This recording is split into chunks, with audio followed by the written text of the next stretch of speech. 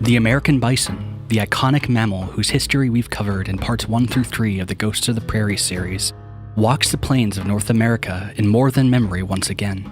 However, the world the bison knows today has been dramatically changed since the guns of the 19th century made their mark.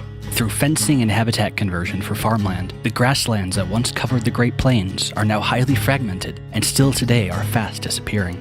While there are several 100,000 bison living in North America, only some 20,000 are part of public wildlife populations. A further 20,000 are owned by native tribes. However, all bison, regardless of location, are subject to human influence.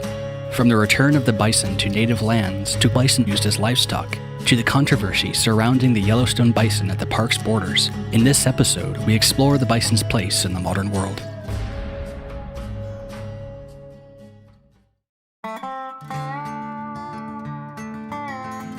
Every fall, in Custer State Park, South Dakota, over 1,000 bison are herded together by expert riders and brought into corrals for population management.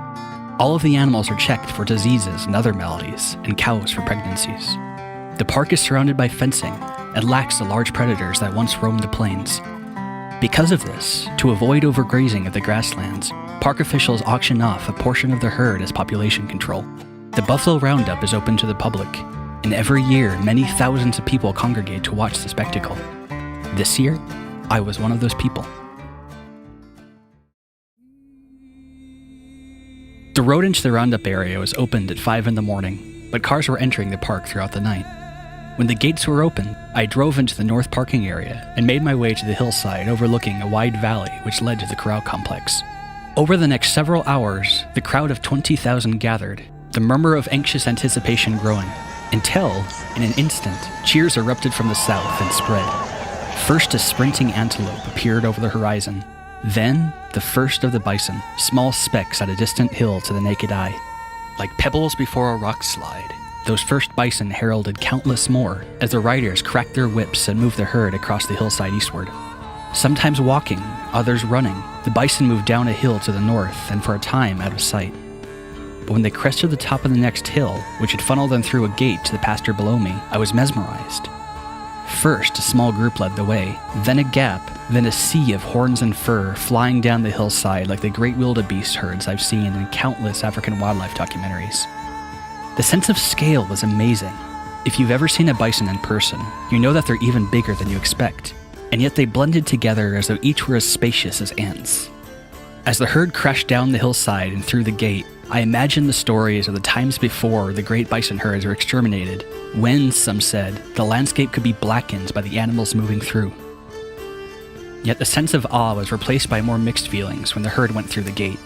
The riders and trucks began to move the herd westward, but a small group of the animals embodied the phrase, "You can herd a buffalo or wants to go," by looping around in the opposite direction. The crowd laughed. With blank gunshots, trucks, whips, and riders, the last of the straggling bison were put in the right direction, and the herd slowly walked to the corrals. Next to them, the riders displayed the American, South Dakota, and prisoner of war flags as they escorted the herd. And it was here that I felt that as grandiose as the event was, there was something starkly missing. South Dakota is the heartland of the Lakota, who, as we discussed in previous videos, were intricately and deeply tied to the bison, but the absence of native peoples, as riders or spectators, was palpable. This was ultimately a display for the victors of old wars, and missing an essential key to the heart of the plains. After hours of traffic, I left the roundup with a mix of wonder and discontent. I wanted to learn more about the reestablishment of old relationships between the bison and the American natives today. The buffalo robes and different things like that, they were the strength of the Indian people. The buffalo horses of the Cheyenne and the Plains tribes were very spoiled. They were the best horses in the tribe. Everybody took special care of them because they had no fear of the buffalo. They had no fear of running right next to them. They were fast, and they could dodge the sharp horns of the buffalo. Every part of the Indian lives, the buffalo played a very important part. The robes are used in our ceremonies, the vision quests. The buffalo brought a lot of memories back.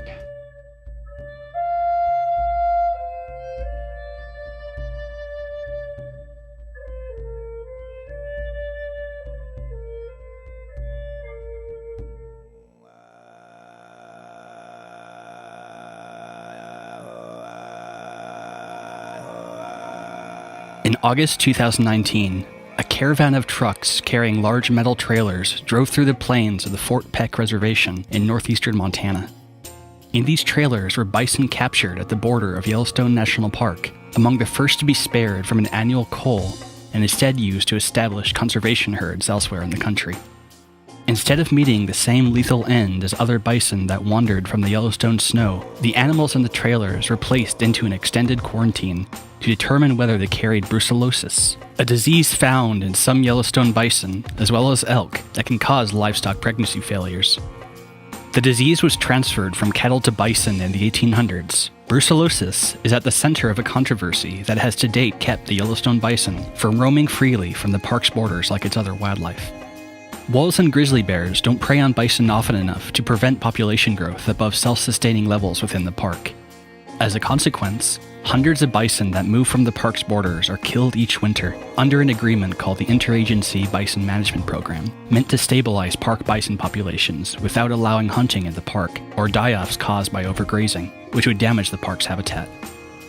Though there is increasing public pressure to allow the Yellowstone bison to roam into adjacent state and national lands, the history of Montana's bison management laws has so far prevented a functional population outside the park. And this is why the caravan was so historic. Yellowstone is one of the few places where bison have not genetically mixed with cattle. Some evidence suggests that bison with high levels of cattle genes in their genetic histories are less fit and healthy than their purebred counterparts. Animals without so-called genetic pollution can help new populations establish strong footholds in former parts of their range. And these unassuming trailers, a sight otherwise seen all over Montana ranchlands, clinking from the idle hoofbeats of the bison within, contained a direct piece of that crucial Yellowstone lineage. And with healthy, thriving populations, bison can be moved from tribal lands with bison to spare to others without. And having seen the deep connection many of the plains natives have with the bison, allowing the Yellowstone bison to seed the animal's free roaming return gives me profound hope that the thunder of the plains will reverberate once more, and that the nearly forgotten memories of the ghosts of the prairies will give way to thousands of the deep primal grunts that have inspired so much awe and wonder within me.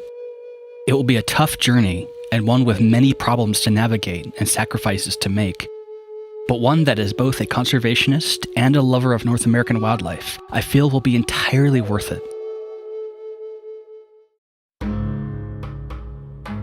In a bonus future episode, I will cover the remarkable growth the privately owned bison use as a healthier, greener alternative to the cattle that have otherwise come to dominate the plains. In the meantime, thank you so much for joining me on these journeys, and like the bison, may you wander in wonder.